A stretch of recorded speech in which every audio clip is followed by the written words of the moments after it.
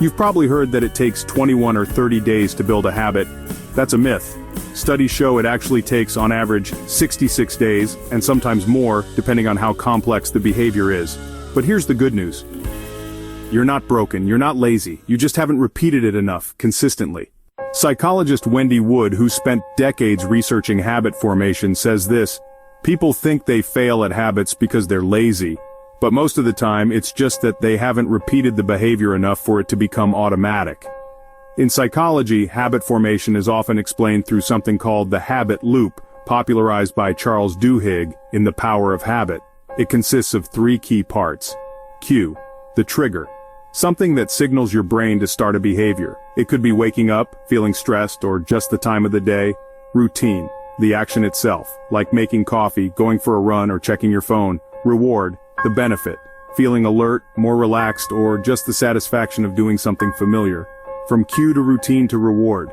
Repeat this cycle enough times and it becomes a habit. Here's an example of a habit loop for building an exercise habit. Exercise, feel better, health benefits. How does repetition help in habit formation? When we engage in this loop over and over again, our brain begins to form new neural pathways that make the routine automatic. Over time, this cycle becomes ingrained in our behavior, and we perform it without thinking. However, here's the critical insight. At the beginning of habit formation, it's anything but automatic. In fact, it's often characterized by friction. So how can we make discipline easier? Fortunately, psychology gives us some very practical, evidence-based tools. Let's break down 3 powerful research-backed tools you can use. 1. Reduce decision fatigue. The key? Reduce the number of decisions you need to make. Lay out your clothes the night before. Have a go-to-breakfast or morning routine. Use checklists or default templates to minimize unnecessary mental strain.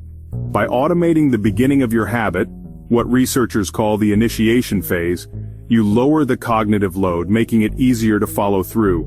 You're preserving mental energy for the actual behavior, not wasting it on whether or not to do it. 2.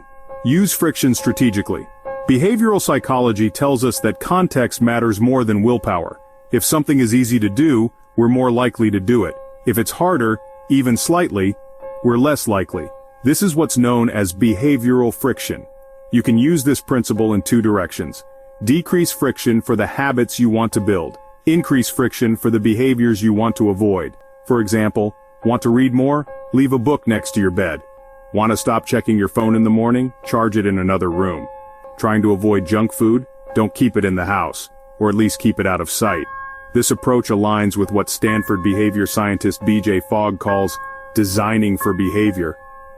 You're not relying on willpower to make a good decision in a moment of weakness. You're designing your environment so the decision is already made for you. 3. Shrink the starting point. A common mistake in habit formation is overcommitting. We try to do too much too soon. And when we inevitably miss a day or fall short, we feel like we've failed.